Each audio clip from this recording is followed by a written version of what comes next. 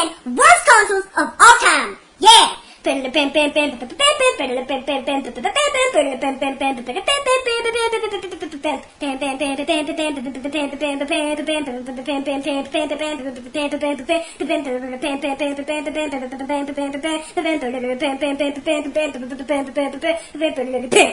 Yeah. Now, number 10 is the Genesis add-ons.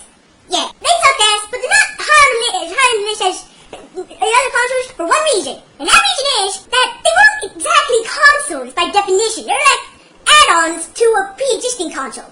But they still suck ass, so that's why they're on the list.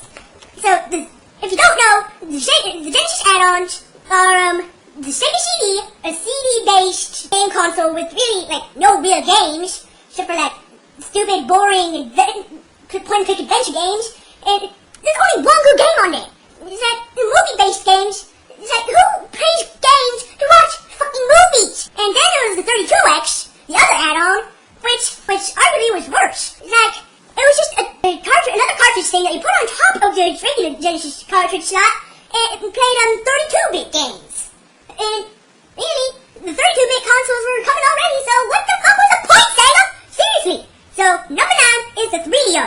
Yeah, everyone knows that sucks, but here's why. First off, it cost $700. The PS Triple, everyone knew, like, most expensive console and shit. It can't match that. And at least the PS Triple's ballin', but 3DO, it costs $700, and it's not ballin' at all. I mean, it had no games! It had no games! Shit! So, yeah, number 8, Atari Jaguar, with its big-ass square controller that I don't even know how you're supposed to hold that shit. I mean, why couldn't you have just made a normal controller Atari? Why'd it have to be a big freaking brick with a joypad and 3 buttons, and then your stupid fucking numeric keypad, which I don't know how you put in there. Why the hell you put in a numeric keypad? Like, what games really could use that? So, yeah. And even worse, it had no good games to speak of. Really, it had no good games. So, now, number 7, worst console of all time, is the Sega Dreamcast. Yeah, it's the second Sega console on the list, and, just sucked. I mean, it tried to be, before the PS2 came out, it was okay, I guess. But then PS Double came out, and then everyone realized that was a piece of shit. So, they tried to be different than the PS2, very visibly, and now it's on this list. So, now, number 6, the Atari 2600. I know, you're all like, what the hell is he talking about? But, yeah, I know, it's one of the first consoles ever made, but it's also one of the worst consoles ever made. I mean, just copy one of those Atari games, play them, and you see that they ain't worth shit. I mean, they just have horrible graphics, simplistic gameplay, sometimes horrible gameplay, and horrible sound. It's like, shit, man. Why would you choose the Atari 2600 over the other consoles that had better graphics and better sound and better controllers and shit? So, yeah, number 5 was the Philips CDI, which was co-made by Nintendo and shit, during some kind of deal that they had. But whatever the reason, it was a horrible mistake on Nintendo's part. Because the CDI sucked dick. I mean, it seriously did. I know I use that expression a lot, but it did. I mean, the CDI, the games all sucked. The second controller port was on the back of the console. I mean, what the hell? And the games were, and more importantly, the games were poorly developed, filled with movies, and the CDI just plain sucked. And now it's just, its only claim to fame is being, like, the most common source of, material for YouTube poops, which nothing really deserves, but I guess if anything deserves it, the CDI games do.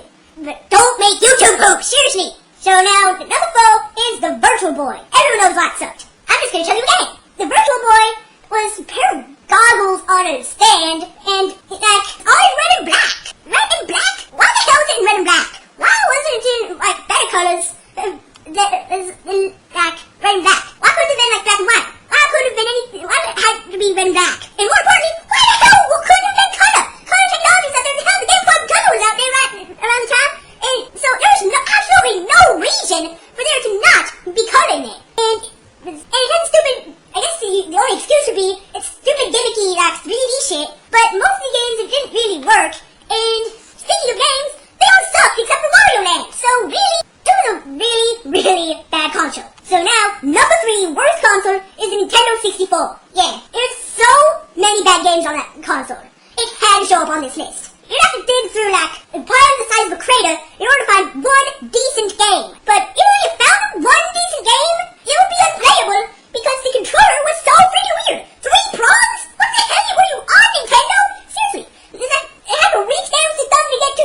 joystick, and then there was the, like, D-pad that was made of buttons. It's like, what the hell is up with that shit?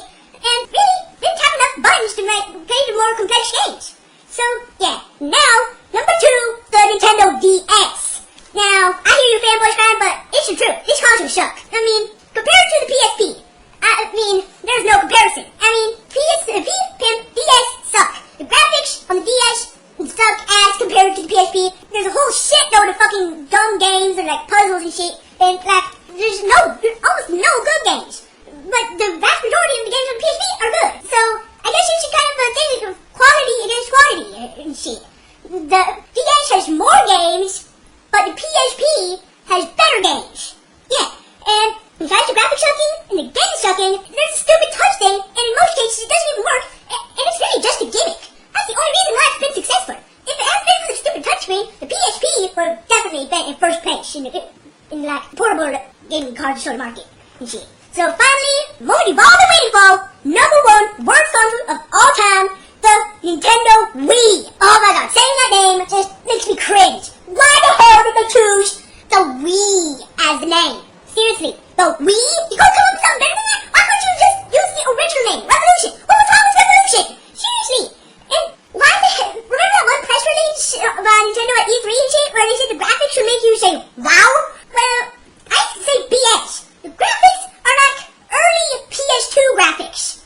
Hell, they might be like Dreamcast graphics.